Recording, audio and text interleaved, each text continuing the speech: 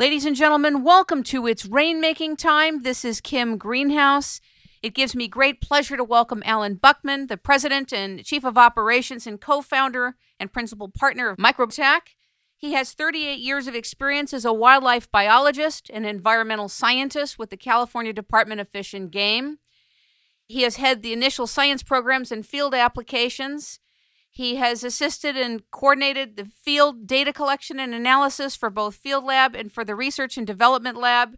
He reviews projects for bioremediation and other land management services. He promotes product expansion and development and assists with public communications, such as press releases, coordinates company activities with the CEO.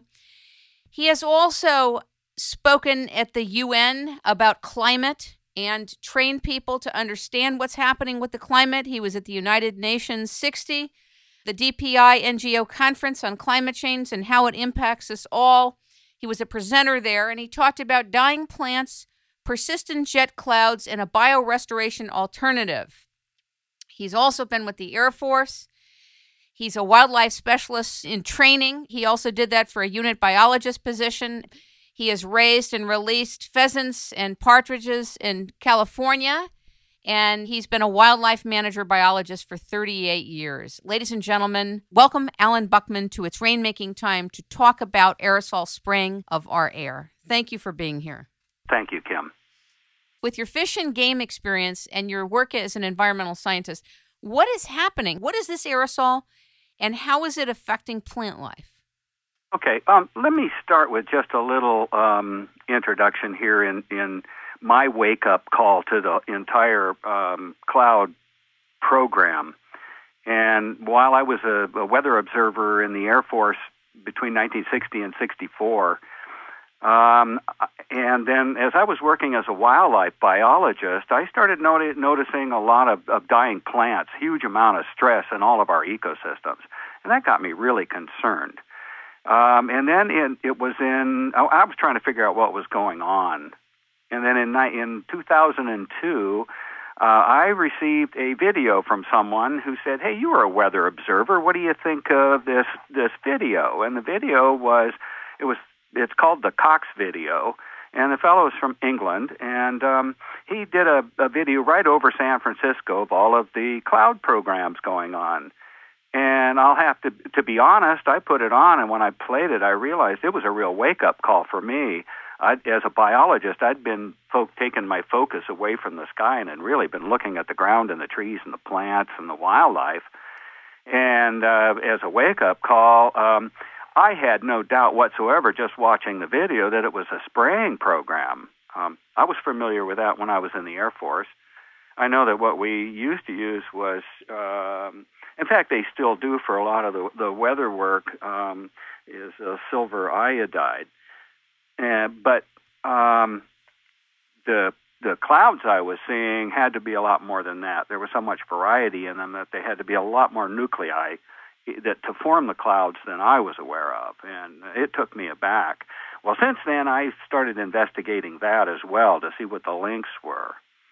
And then my observations since then, basically, I am totally convinced that it's aerosol sprayed from jets. It's not normal exhaust. The differences are the exhaust plumes, from a normal contrail tend to be very small, but these plumes are huge in volume. It was unlike anything I'd ever seen before. And the sprayed lines, they're not contrails, which are the normal jet exhaust that only persist for a short time. Well, these things were persisting all day sometimes and spread out into clouds. And as I was looking at the clouds, I thought, wow, they've come a long way since I was in the Air Force. But why are we doing all this? And is that, then it started to dawn on me that this sprayed clouds was doing a number of things. But just to get back at it, as I was watching the planes, I saw that the sprayed aerosols were coming from many areas of the wings sometimes from the tails, and that they weren't really going through the engines. I think the initial ones were set up, so you thought they were exhaust from the engines. But I can tell you after thousands of pictures and miles of video, it's really obvious that it's a program. And what does that mean to us? It's a program. Well, it means that somebody is intentionally spraying the clouds to create these effects. You know, Allan, I live in Los Angeles, and I see these planes all the time having nothing to do with the clouds. I see them over Studio City, over Santa Monica. They've been seen pretty much around the planet. We've got space shots of the cloud trails over the whole of California and over England and Australia, and it looks like most of the NATO countries. And I'm not sure the full extent of the program. I have friends living in New Zealand, and a few years ago in 2008, they had attended a seminar that I did, and they were sharing that there is so much spraying, even in New Zealand. I think it's way beyond the NATO countries. I think it's all countries it's going on. It's probably planet-wide. What have you noticed in terms of your work on the ground with plants? Talk about that, because I think that's really important for us to know. Well, other than my observations of the die-off and everything going on when I first started talking about it, well, it's like everything else. A lot of folks looked at me and said, well, what do you know about this? I was pretty much ignored for a long time until, the U.S. Geologic Survey biologist came out with a real study. See, mine were observations. I didn't really go in and do the tissue samples and all that. I had so many other things to do for the department that it was a little much for me to take on at the time. If I'd have realized the importance of it then, I think I would have done a lot more. Most of the observations and most of the sampling that has taken place has really been in Shasta County and in parts of Sacramento County. We started taking samples of snow, finding out that in some cases there were metallic particles in there, mostly aluminum, some barium. There's quite a mixture of different metallic types. It looks like metal salts. I hear there's strontium. Strontium, radium, boron. In fact, there was one professor who I heard a little presentation by. I'm sorry, I don't remember his name right now, but he was getting carried away a little bit by the types of materials and the types of clouds they formed. He says, "Oh, you see the puffy ones coming out the bottom." He said, "Those are boron. Then the long stringers are strontium." And I was going, "Oh, this is too much. They have all kinds of things they're doing." But then that kind of got hushed up. I didn't hear anything about that later. It's amazing. Things will come on, and then they kind of get hushed up. You don't really hear about them. I watched last night a new film called What in the World Are They Spraying? I was going to mention that. By G. Edward Griffin, Michael Murphy, and Paul Wittenberger. I'm interviewing two of them next week. And I have to tell you, it was the most devastating, disturbing thing I have seen in a long time. And what struck me as shocking is the response from our elected officials who had no interest. Very few had any interest. People are so in their heads about this, and all you got to do is go outside because they spray every day. See it. Anybody can see it. Yeah, it doesn't take rocket science. We're not talking about weather balloons. We're not talking about UFOs. We're talking about planes that are spraying our air with deadly toxic materials. Really interesting when they're having all of the scientists get together to talk about all this stuff. What are we going to do? And the very things that they were all proposing were the things that were already going on. And I had to think to myself, hey, don't you guys ever go outside and look up? I mean, it doesn't take too long as an observation if you're a weather person to figure out what the heck's going on. If you measure the contents in snow or water, or you take plants and you measure what type of materials are on it, isn't that enough? Well, you would think so, but your comment about the officials, Rosalind Peterson and I have worked together on a lot of this for years. And we've taken this to the officials. I've had a lot of meetings with the congressional people, with everybody. We've sent in all kinds of information. We've basically been ignored. It's like, I can't believe this. This is critical. When you change the weather, you change your plant communities, and that's probably what's going on with all our plant communities, and the changes in the shift in seasons. This program has been going on for a long time. I heard over 20 years. At least. One interesting piece was that as we were looking at metallic particles, we went through the California water records. And in 1987, we had metallic particles that showed up in every water supply in California in the same year. Now, I'm not sure how else you would do that other than aerial application, unless they had a big covert inoculation program, but they were all pretty much similar. This seems to me to be a black project. That Seriously. certainly came up right away for me when we started trying to get a hold of the Air Force, started to go through and find out what was going on. It was silence. Or you get called a conspiracy theorist. And I went, now, wait a minute, back up. I'm not, you just brought that up, and I'll tell you what, I'm starting to believe it. And when you said that, I thought, well, those are your words. I'm believing that's exactly what you're doing. The purpose of using the words, it's a conspiracy theory, is to deflect and to defile and to dismiss a piece of information or a discovery that is occurring. It's done all the time to just deflect and to discredit the people that are bringing forth the discovery or the piece of material that needs to be examined. Unfortunately, people allow those words to deflect the basic facts. I've watched the spraying in Los Angeles. I've literally stood there. In fact, my mother died of Alzheimer's, and I remember visiting her in a home in Studio City. And I talked to her caretaker, and I said, I want you to come to the window with me. And I said, I want you to look outside, and I want you to look up. Do you see that plane and what it's doing? She goes, yeah. I said, they're spraying toxic chemicals into the air. This goes on every day. Yep, daily. One of the other measurements that was taken, a lot of stuff was done in Shasta County, and there's a Forest Service biologist up there he's a long-term researcher, or has been, and he was taking pH samples of the forest. Every forest type really has its own pH soils. The timber all likes a little more acidic or a little more basic, and the oaks like a little more acidic. Well, up in the oak areas, they've had a pH increase from 5.5 to 6.8. Now, that doesn't sound like much, but it's huge. Well, any rise in pH in a little bit is actually a lot. Oh, this is huge rise, and some of the metals they were finding in the snow were like 25 to 3,400 times toxic levels. I mean, it's huge. The whole Shasta snowpack could be loaded that way. I don't know how much that's been looked at, but we haven't been able to get any of the government scientists to go look at it and go measure it. It's really disturbing. I don't know if they're afraid of losing their jobs. I'm not sure I'm sure there's a lot of things involved in it. But when you have real data coming out of the field and real observers, now I'm not the only weather observer that has commented on this. I've been online, and I've seen a half a dozen other.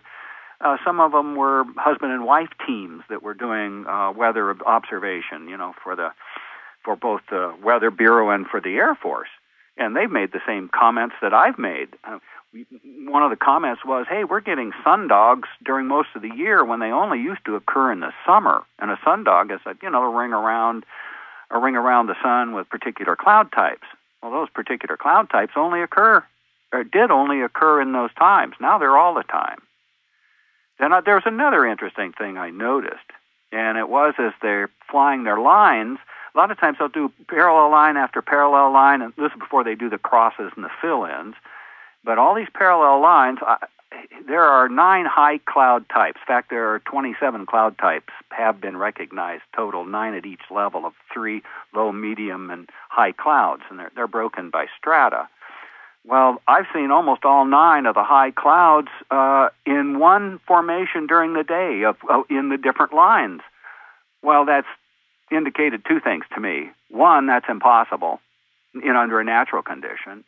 And second is it indicates how many different nuclei they're using to form the clouds. It's very diverse. Well, I also think it's nanoparticles. They stay in the sky so long and form clouds so well, and then that all drifts down as a kind of a silver haze. Well, then it's the haze that got me concerned, as well as the clouds. Not only can you change your entire climate with a cloud cap over the top, but well, let's see, it almost went off into several tangents. Let me just say this to you. When I saw what in the world are they spraying last night, the thing that was so scary to me is that the geoengineers are using global warming and climate change as their reason, as their basis, and their license to do this. And they want to increase it to 200 parts per million. This Amazing. is so frightening. It should alarm every environmental person, every person that loves the earth, every person that cares about the food supply, the seed supply. This will completely render organic seeds, traditional seeds, useless. They won't be able to grow in this, and we're going to be dependent on genetically modified seeds.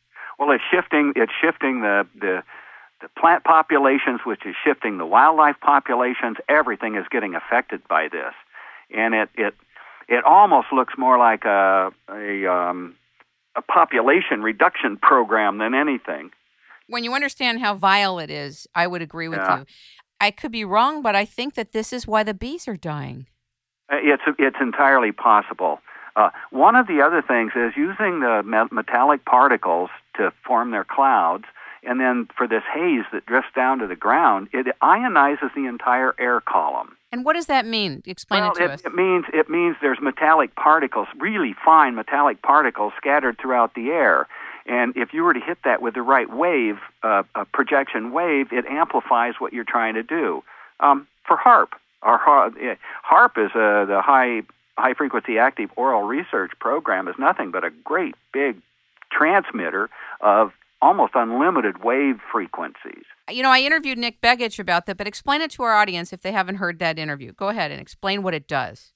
Well, basically, it transmits different waves into the atmosphere, and they can bounce it off the atmosphere. They can direct it, and they can aim it to hit, like bounce off of whatever part of the atmosphere they want to bounce off of, maybe hit the ocean, which might explain why some of our ocean areas are heating up. Absolutely. It would explain whatever, glacier melting is going on. It would explain a lot of things. What is still mystifies me, and I personally haven't quite figured this out yet, is how is it that with a sky cover over us that's actually reducing the amount of illumination we're getting?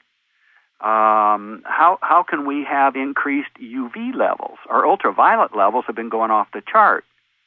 Now, I've documented burning on trees and plants on certain days. The UV levels are going over 14. I've heard that the HAARP technology has blown holes in our ionosphere, letting in radiation, gamma rays, and that could be how it's happening. Right, and I guess they maintained the records on that we've been in a cool period by keeping everything trapped inside this envelope. But I don't understand how that isn't showing up more in the weather analysis.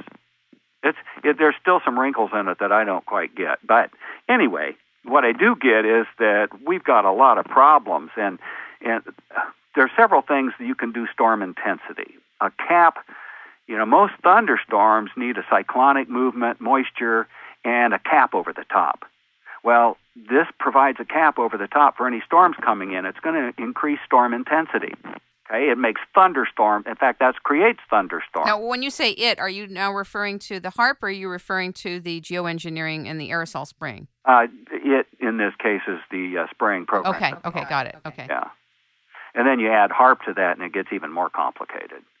When you go to Congress and you begin to bring the evidence for what's happening, and it's deflected and ignored, that is, to me, the indicator it's a black project.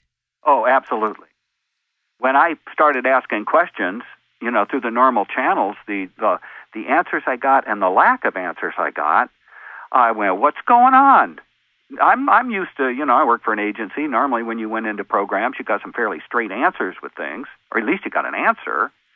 And anytime anybody does that, all it does is raise more suspicion that wait a minute, that doesn't make sense.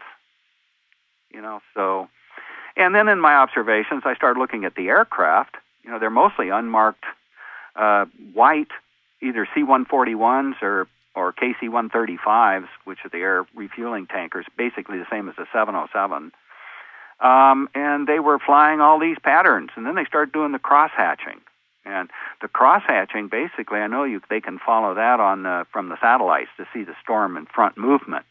But I've got photo documentation of they started spraying a beautiful clear sky in the morning, and it was 2 hours later had a total sky cover on it. 2 hours. I was totally amazed. And like I said, I've got a lot of this documented, so I know for a fact they're doing it.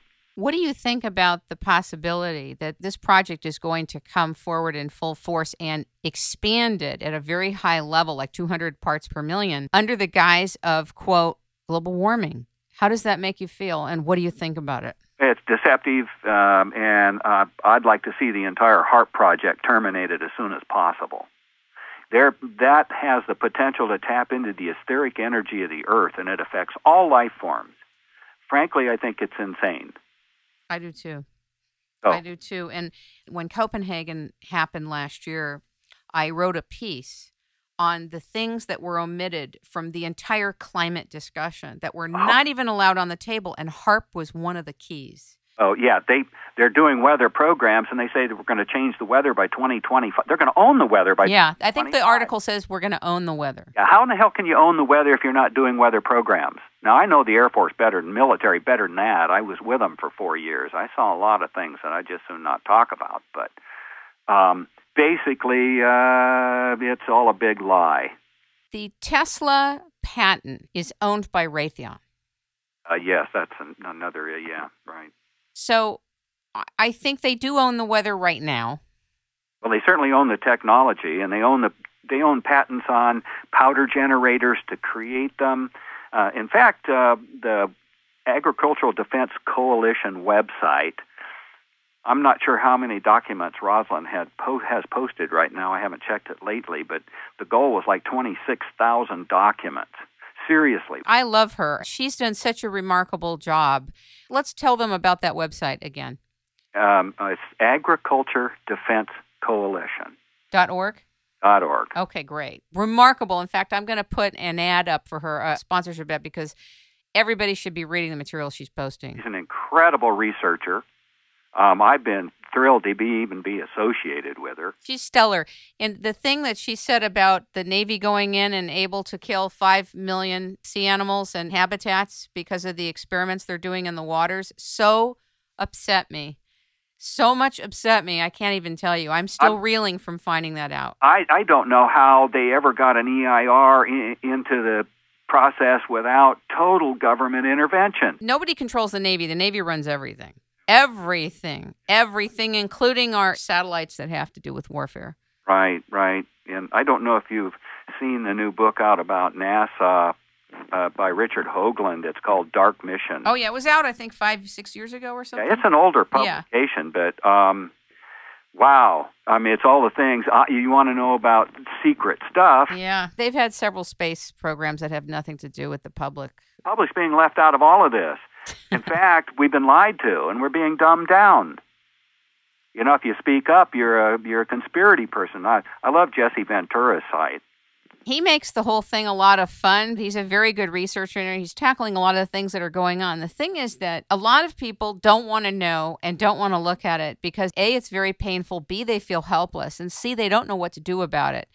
Even if a critical mass finds out and we put pressure on elected officials, the fact is that a lot of the elected officials are going to be told by the people that are carrying out the black projects, you do exactly what we tell you to do, or you're going to be gone, or your family's going to be gone. And that's what happens. When Dennis Kucinich came forward with the Space Preservation Act that included commitments to not spray the air, the aerosol programs, he was told never to talk about it.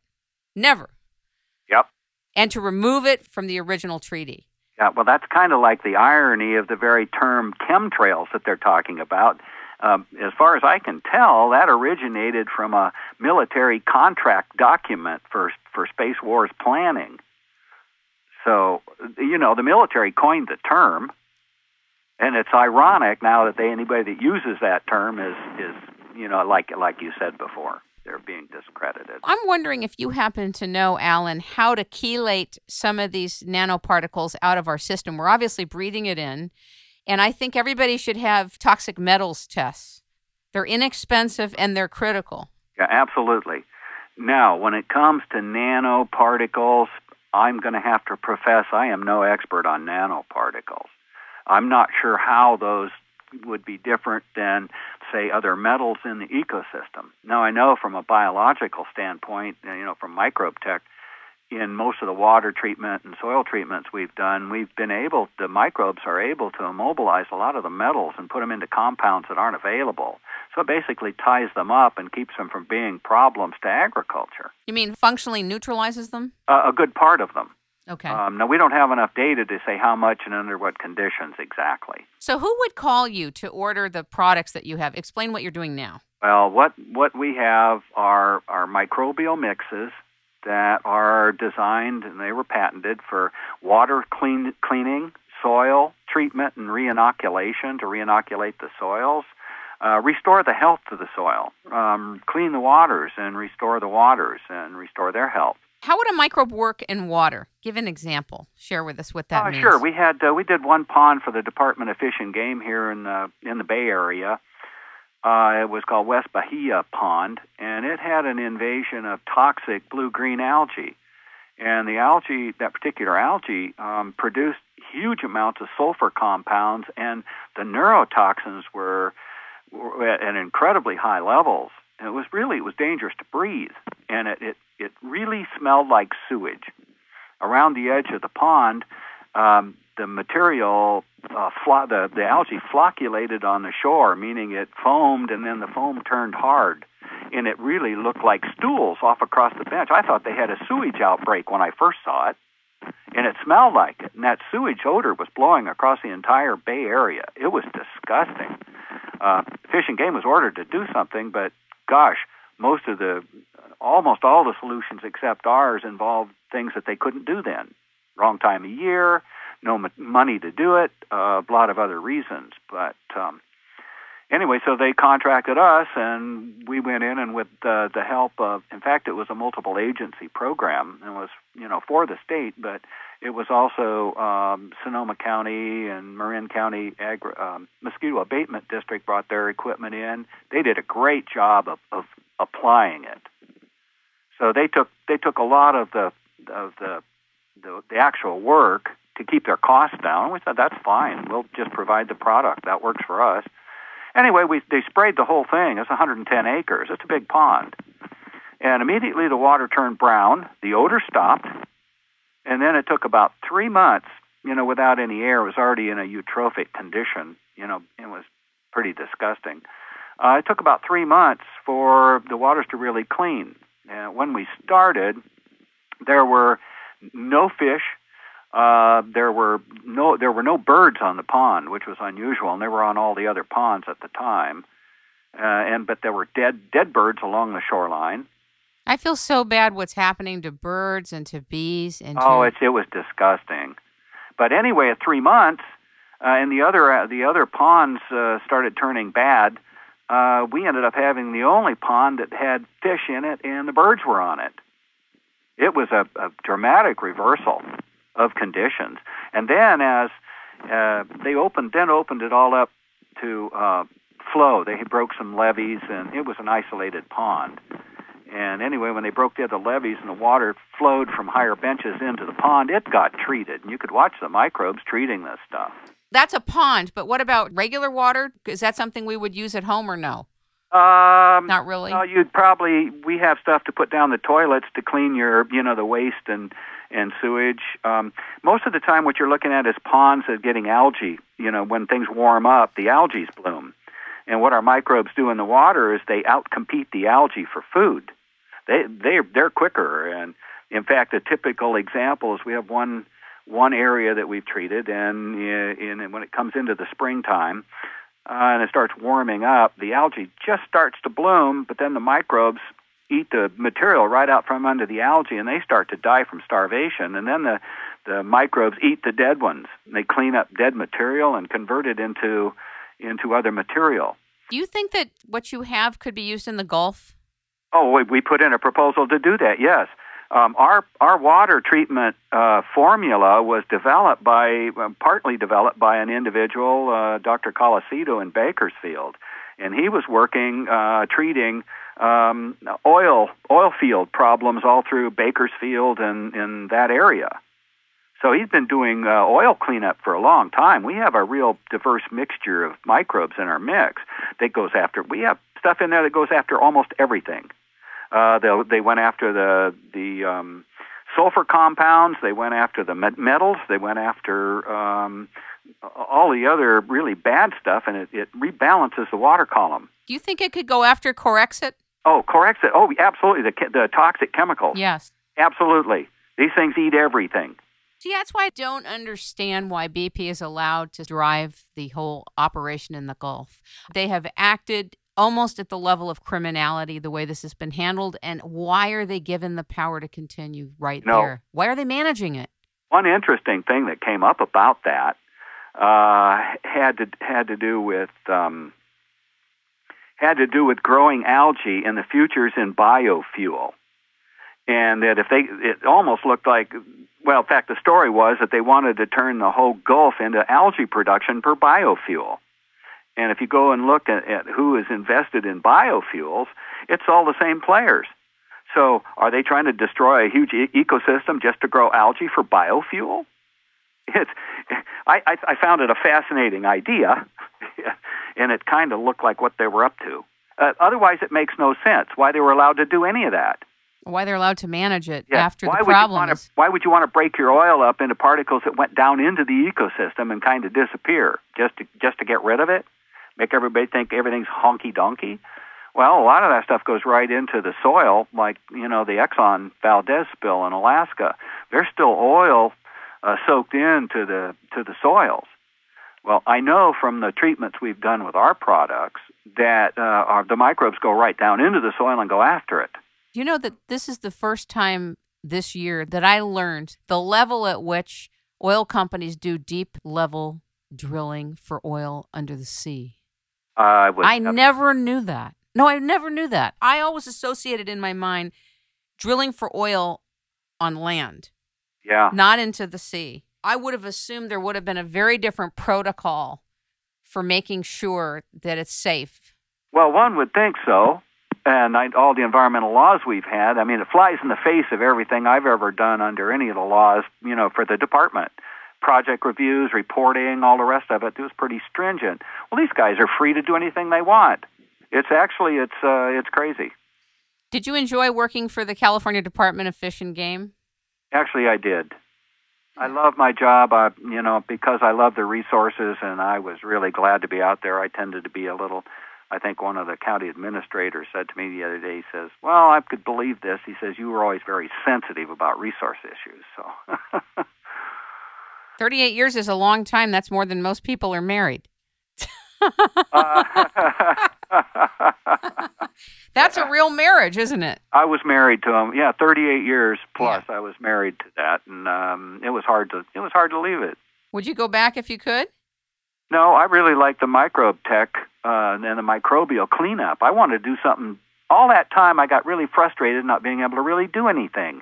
What you got on mitigations on projects, I was never really satisfied with the whole environmental process. It ends up being something that incrementally just keeps going, moving on. By the time you think, oh, this is all it's going to be for now, and you try to set areas aside, you find out later they weren't. People ignore all that stuff.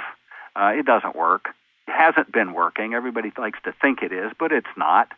And we end up with situations like we're in right now. It's an incremental loss of everything until, people actually are taking over. I think between the aerosol spraying programs of the air and the defilement of the air, in combination with HARP and in combination with genetically modified seeds and fluoridating and putting other chemicals in water, I really think that those are the keys to a flourishing civilization, to deal with that directly. Yeah, well, no, we should be.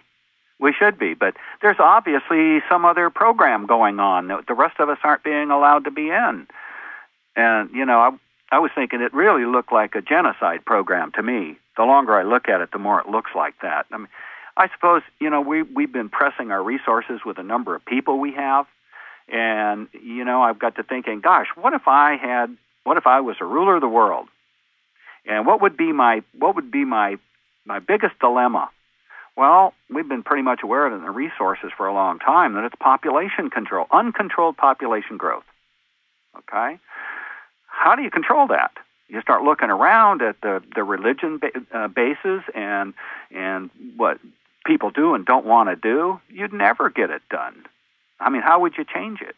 You'd almost have to go over the top, which it looks like they're doing, but I have a suspicion it's not for our benefit. It really looks like somebody else's private program that they want to just basically take over everything. I was told by an astrophysicist right before he passed away last year that you could take all the people in the United States and put them in Texas, and that the whole concern for population is unmerited. It is irrational. There is so much land. There is so much available. Kim, the amount of land that's available versus what you can do with that land is a different thing. So we're going to tear down all our forests to grow crops. We're going to change, irrigate the deserts and change all our climate. Anything you do, that's limited. I'm sorry, I disagree with your friend. I didn't say it's unlimited. I'm saying that he said you could take all the people in the United States and put them in Texas. It is an irrational concern. You couldn't put all the people in Texas and live. The point is that he's saying that it has been escalated. Yeah, that's all. Look at the people here and how we're using our resources. What's happened to our fishery? Well, I mean, aside from the other environmental impacts going on from these covert programs. Yeah, yes, of course. Well, we're overfishing everything. We're overusing everything. We're actually changing our whole land base, and we're destroying our natural resources for artificial production. I went to Trader Joe's the other day, and someone asked me to pick up a certain type of a fish, and I realized that it was farmed. It wasn't even real fish. Well, farmed fish can be okay if, depending on how they're raised. I don't have a problem with farmed fish. The only problem that I had with the farmed salmon in the exclosures out in the ocean was that they're getting different parasites that live right in they can't. Since the fish aren't mobile, the parasites move into the pens, and then when the natives come by, they catch them too, and that's been depleting our populations. But it's mostly over-harvest. And you start looking at the fish, the orange roughies, and a lot of the other fish that are on the market now. Those were scrap fish, deep water ocean fish that nobody ever used or rarely used. We've depleted our stock so much. We're using fish that were trash fish. That's what they were considered. I never thought orange roughy was considered a trash fish. That's fascinating. I never knew that. Oh yeah, it's really good though. Well, even what was considered trash fish then are edible. It's just that the idea is that we've depleted our resources so badly. Yes. That I don't think we could take many more population and keep our resources intact, to be honest. So if there is a population program going on, and it seems like there is, I think Agenda 21 really does exist. Yeah. We don't have any say about it. It's just going on, and it's affecting everybody on land, right? Well, think about the haze. The haze on the ground, the silver haze.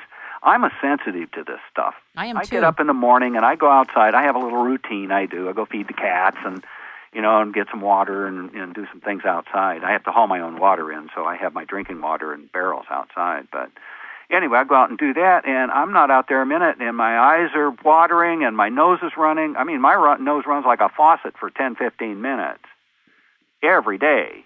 And it's like, this is too much. I really hate it.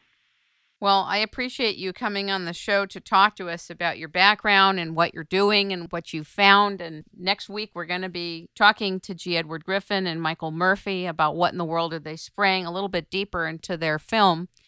And I just really thank you for joining us and hope that you'll come back again and talk to us. Maybe with Rosalind, that would be great. You're more than welcome. And this is something I feel deeply as part of my public service, is to let people know.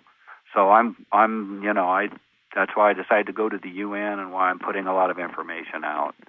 And I haven't seen the show yet. What in the world are they spraying? I've seen some pre-clips. I know that I was interviewed for part of it. I don't know if I'm in it or not, but it's something that everybody needs to see. Absolutely. I think everybody should have a copy of this. This is really important. And ladies and gentlemen, you can reach Allan Buckman at www.microbetech, betech.com, microbetech.com. Thank you so much, Allan. Thank you, Kim.